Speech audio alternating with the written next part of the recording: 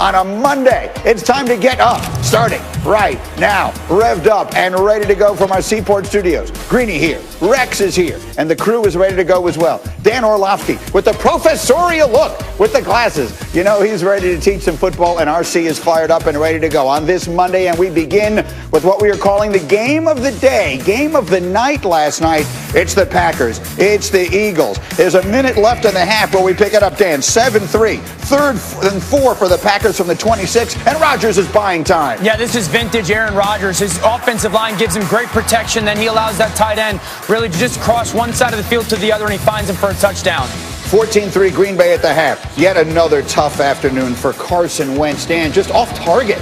Yeah, just zero confidence with the football when it's in his hands. You can see it when it leaves his hands. He's not seeing things well, driving the football as much as he can. Off target, there's no rhythm with his game right now. Wentz, 6 of 15 for 79 yards. Third quarter, it's 14-3. Packers on their own 1-yard line. Why not? Aaron Rodgers going to flip it up, and Davante Adams with the catch. I have no idea how Davante Adams makes this contested catch. Finds it before that corner makes contact with them. Strong hands is beautiful. And then I love this play down in the red zone. My guy, be better than your guy. Kick it out to him, finish in the front pylon. That's a 99-yard touchdown drive. Packers up 20-3. Fourth quarter, here's your moment. Dan, Jalen Hurts is on the field. And on a 4th and 18, looks pretty good, throwing a touchdown to Greg Ward Jr. I love the fact that he climbs the pocket, keeps his eyes downfield, and then that ball's got to get up over that defender, Greeny. I love the touch of the football. Great start for Jalen Hurts. It's under 7 to play now. Packers are punting. Jalen Reagor is back to receive. So we saw something from their 2nd-round draft pick. How about from the 1st-round draft pick? He drops it, and he scoops it, and now he's on his way. And this is what he's got in his game. He's a really big playmaking threat. They need to use him more, but I love the ability to make that punter miss. Pat McAfee would never allow it, and now the Eagles are back in this football game. It's 23-16. The Eagles would punt. The Packers would get it back, and here comes Aaron Jones. Rex, how about the moves from Aaron Jones? Look at the balance and the strength. And then the finish right here. Look at the hustle also by these linemen down the field here. But this is what makes the Packers so dangerous. They got a 1-2 punch. They can throw it and they can run it. It's a 77-yard touchdown for Aaron Jones, 30-16. Under 2 minutes left. Hurts trying to find something. Instead, he finds this. Picked off. That's all she wrote. Aaron Rodgers had himself a nice day. 295 and 3 touchdowns. But all the talk after was about Carson Wentz. I didn't know what the plan was fully. I was just told he was going in for the next play and next series, so I didn't really know what was going on there. But obviously that's frustrating as a competitor and just the personality that I have. You know, I want to be the guy out there, but, you know, it is what it is. And, you know, they made the call today. And at the end of the day, we lost. As a team, we lost. And that's what I think, for me, I'm most frustrated about. All right, and so many words have been spoken about Carson Wentz on this program, and Dan Orlovsky, you said so many of them. What is the first thing to say about this today? Carson Wentz is broken. The Philadelphia Eagles have broken him. And if you look at the 2 most important people in their organization when it comes to power, it's their general manager and their head coach. And their general manager, within the same year, gave Carson Wentz the biggest guaranteed contract ever, and then drafted a guy in the 2nd round. You know, so there's a seed of doubt planted in Carson Wentz's mind. And then the head coach, Doug Pederson, yesterday decides to go, okay, it's time for Jalen Hurts, which is probably the right decision. And then he leaves him in for the rest of the game. And now you've got another seed of doubt. Does my general manager believe in me? Not as much as I think. Does my head coach believe in me? Not as much as I think. And that has broken Carson Wentz. And I always use this saying, don't give up what you really want for what you want right now. They really want Carson Wentz to be their franchise quarterback, but they want to win games right now. That's why I think they have to start Jalen Hurts next week. I don't think you can walk into your locker room and not play him because your quarterback is completely mentally broken, and the Eagles did it themselves. RC, Jalen Hurts or Carson Wentz next week? Which direction should they go? It's Jalen Hurts. Doug Pederson has absolutely no choice. Doug Pederson was standing at the top of the cliff, and Carson Wentz has been beating him down that cliff to the edge, and he was about to fall over. He had to make a decision. He had to say something to his team that this type of play, no matter the position, no matter the contract, no matter the name, is unacceptable. And so you put Jalen Hurts in the game, and they said there was no plan. Carson Wentz didn't necessarily know how long he was going to play, but in the third quarter, you get the best pass of the game, and it's from your backup quarterback. He is Jalen Reagor, who we've been looking for all year, and now you have this huge play. And then you go into the fourth quarter, and it's 4th and 18, and I know it's kind of a time where you're trying to figure out how can we just get this game close, and he throws a touchdown. The football had touch on it. He was accurate. He created plays with his legs. He looked like the more poised, experienced, confident quarterback yesterday. And so Doug Pederson, you start him. And if it doesn't work out, then fine. At least you made a change. At least you showed your team that play matters.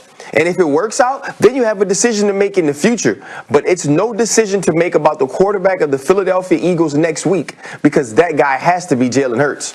Well, Rex, you're my coach here, and so the coach has to balance losing his locker room versus potentially losing his job. How do you handle this now if you're Doug Pederson? Well, if he loses his locker room, he's going to lose his job anyway. So to me, look, I have not been a huge fan of Jalen Hurts. I mean, I don't think he has the NFL skill set. But right now, so I don't see him as an NFL quarterback. But right now, the way Carson Wentz is playing, he's not one either. So to me, you got no choice. What I saw as just a fan is as soon as you put Hurts in, the entire team picked up.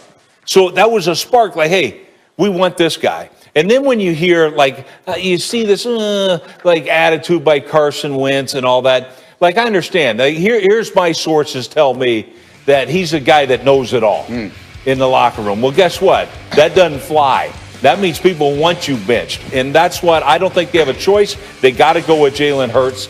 And so we'll see. When you say that, it's reminiscent of the fact that this is a team that seemed to play better around Nick Foles than it did around Carson Wentz. And maybe now it makes a little sense to you. Yeah, it makes sense to me now when I hear about these. This is, a know-it-all guy. Because at the time, I'm like, there's no comparison.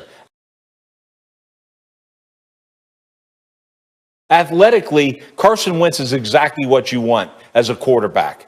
But it's all these underlining things. If he's not coachable, if he thinks he's above the team and everything else, no wonder everybody was screaming for Nick Foles, who we all know is just a journeyman guy and a backup quarterback. But I understand it much better than I did, at the time. So, Dan Orlovsky, you say that right now Carson Wentz is broken. Candidly, watching it, it's impossible to disagree. Can he be fixed?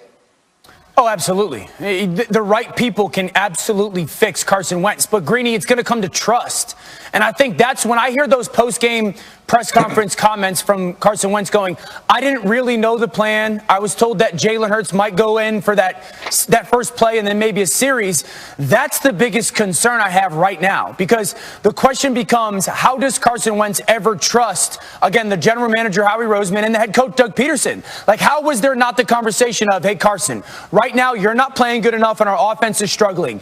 If that continues to be the case in this game, Jalen's going in. And if Jalen provides a spark, or if Jalen plays well, which he did, he's going to continue to stay in. There can't be this gray area right now for this offense. And so it's going to take time. And I said this last week, Greeny, the biggest question in this organization is, do they believe that either Doug Pederson or Carson Wentz is their future? Because if they believe it's Carson Wentz, then they need to find somebody that can rebuild the trust, because right now the trust between the player and the coach is completely broken. And the question becomes, what about 2021? That's the reality. The division's not being won, Eagles fans.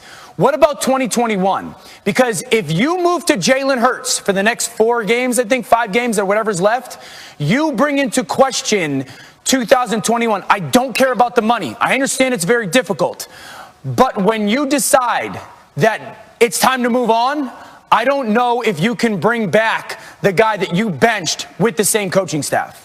It's 4 games left for the Eagles at this point, and they, in theory, because the division is so bad, are still alive in it. But as we will show you later, the Giants and some other teams are showing some signs of life. What do you think, RC? Is Carson Wentz the starting quarterback in Philly next season? You know what? I truly don't know, Greeny. And Dan makes a great point about trust and trust being broken, or Carson Wentz being broken. What he's not mentioning is the things that Carson Wentz has done to the organization, because trust is a two-way street. No, trust is also earned. And Carson Wentz hasn't been earning the trust on the field. Listen, I don't know what goes on in the locker room. I don't know if the team tends to play better behind the backup because they like the backup as a person more. But what I do know is when Carson Wentz is on the field, he is not inspiring his players. He's not inspiring his coaches to continue to stand behind him, as Doug Pederson did so many times early on in this season. And so when you look at this team is trending down. The defense, who did play well against the Seattle Seahawks, didn't play as well yesterday against the Green Bay Packers. And so now this isn't a team that's going to make a playoff push. This is a team that has to make the point. And the point to be made is that Jalen Hurts is my quarterback right now because our quarterback isn't playing well enough. You figure out the rest of 2021 after this decision is made. Eagles get the Saints this week, who right now are playing as well as anyone in the sport. They're a 6.5-point underdog. If they lose that game, it's probably hopelessly over. A quick final thought. Go.